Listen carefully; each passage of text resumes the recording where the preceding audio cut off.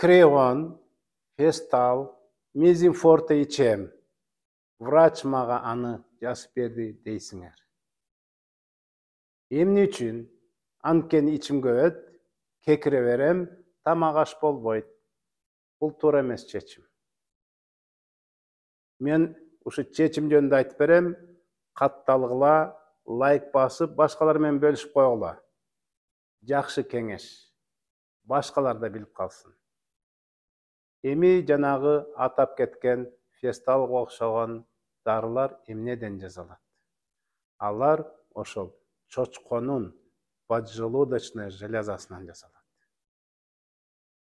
Ошолордо панкреатин деген өзгөчө заты бар. Ошол таасир берип, жанагы тамактарды аш кылат.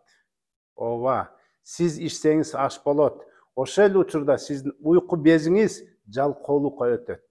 Тияктан готово. Бул баары түшүп аткандан кийин мен иштеп эле коеюн деп, анан уйку безиң катып калган ошодон. Андыктан жалкоолукка ал уйку безди алып келбешибиз керек. Ал ар дайым иштеп туруш керек. Уйку без албетте сөзсүз байланышкан өткө, боорго.